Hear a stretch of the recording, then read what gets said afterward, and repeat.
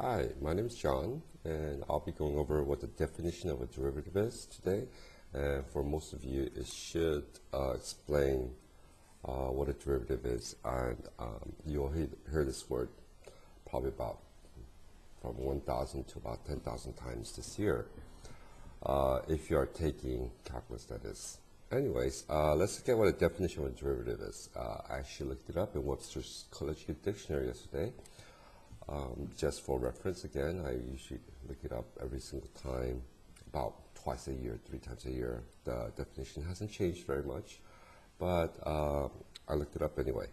So the definition of a derivative is something that's derived from another source. Derived from another source. The derivative that we're going to be looking at today is going to be derivative functions, and thinking what that derivative function would look like. Okay. First of all, before we get started,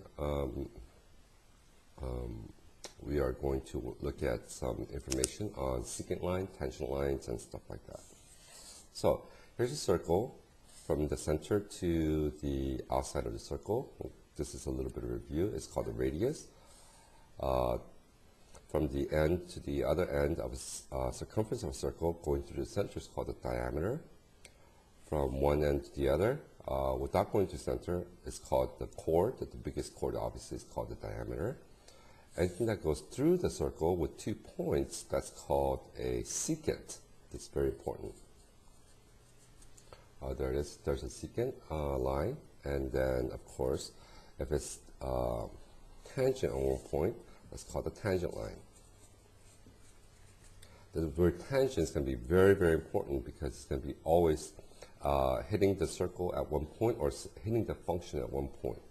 So if you think about a function, something like this, call it f, the tangent at this point would look something like this. It goes through one single point, and only one single point through this function. The tangent here would look something like this. The tangent here would look something like that. So these are the different tangents, and we're trying to find the slopes of these tangents, or the slope functions, or in other words, the derivative functions. The derivative is another word for the slope function. So if you look at the word derivative, we could call it the slope function. And it's not just the slope function, it's the tangential slope function. So make sure you understand what a tangential slope function is. It's tangent to a point, f or g or h, whatever that function looks like. It doesn't necessarily have to be a function per se, but at a point, it's going to be tangent to that graph.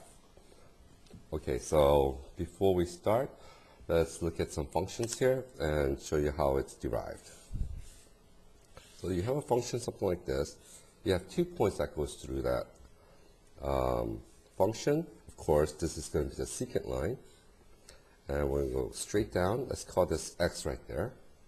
That's your first point. And then we're going to increase that distance by h. And so this point would be obviously x plus h. If you look at this point x right here, the y value of that would be f of x. Obviously, whatever the x value is, you plug it into your function, that's your f of x. At this point right there, that's going to be f of x plus h. And so there it is right there. Now, what happens in this situation is f prime of x, I'm sure you've seen the word prime before. That's called the derivative now. Okay? Every time you put a little tick, it's called the derivative. F prime of x is defined as, that's a definition, it means is defined as the limit as h approaches 0 of f of x plus h minus f of x all over h. And this is the definition. We'll be going over the definition quite rigorously and looking at how the derivative function is derived. Before we do that, though, we will look at some other parts of this definition. Okay.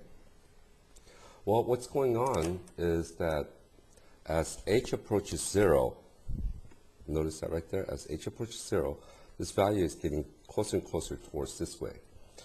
Let's go over slope one more time. Slope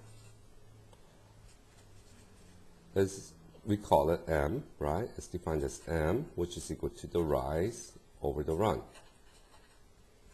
Right. So slope is, by definition, the rise over the run. It's equal to the formula y2 minus y1 over x2 minus x1. Sorry about that. It should be a y right there. y2 minus y1 over x2 minus x1. y2 is right over here. That's f of x plus h minus f of x. This is the way my teacher explained it when I was in high school. Over x plus h minus x. Notice that the x's cancel, so you have f of x plus h, the difference in the y's over the difference in the x, which is just h. Then the limit as h approaches 0, that pink line, as it goes towards 0, the function, the secant function is looking like this. It's going towards the tangential function. So when it hits the tangent, it's going to actually look this way. And that's the way my teacher explained what a definition of a derivative is. And here is the formula. It's the y2 minus y1, f of x plus h, minus f of x all over h, as the limit as h approaches 0. So that's the tangential function at any point. So we're going to get started with some problems. And let's go on from here. Now, there's several ways to make this notation. Some of the notations that we write is y prime, or some other way that people write it is dy dx. Some other ways that they write the derivative is f prime of x. We introduced that a little bit earlier. Or sometimes we write it as d over dx of the function of x. And these are the most four common ways that we write y prime, or the derivative. Let's analyze this a little bit further, the dy dx portion. dy dx is equal to, think of it this way. D stands for delta, delta y over delta x. And delta y means the change in y, as you learned from chemistry, and delta x means the change in x. The limit as the delta y, the width the height becomes 0, and the change in x becomes 0. We call it the instantaneous change in y with respect to the instantaneous change in x. Later on, you'll see that there's many different types of derivatives. You can call it d theta, dt. What is the instantaneous change in the angle with respect to time, excuse me. Sometimes they go dx dt, the instantaneous change in x with respect to the instantaneous change in time. Of course, the most famous one is dy dx. How is the y changing with respect to x? Since we have the definition right over here, well, we're going to actually try some examples of derivatives. Okay? The first example that we're going to be doing is the function that looks like this, f of x. I'm not going to use the example from your teacher, that questions that he gave you, but it'll be similar. Square root of 2x per se. Before we start introducing how to plug in the information, let's look at the function f of x.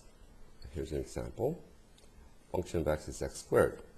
Well, f of 1 is equal to 1 squared, which is 1. F of 2 obviously would be 4, because 2 squared would be 4. What this says is as x equals 2, my y value should be 4. So it's a coordinate, it's a point, 2 comma 4. If you use something else differently, such as like f of a, obvious would be a squared. And of course, f of x plus h would be quantity x plus h squared. And if you distribute that out, that should be x squared plus 2xh plus h squared. Hope you can see that. So don't forget to fold this out. It's not just x squared plus h squared. it's x squared plus 2xh plus h squared, because you have to literally fold that out. So here's your first function. F of x go to the square root of 2x, and we're just trying to find f prime of x. So I'm going to put this on the side right here.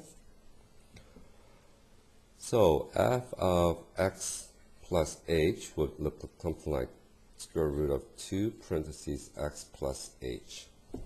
And you just plug in x plus h wherever the x is located. So we're trying to find f prime.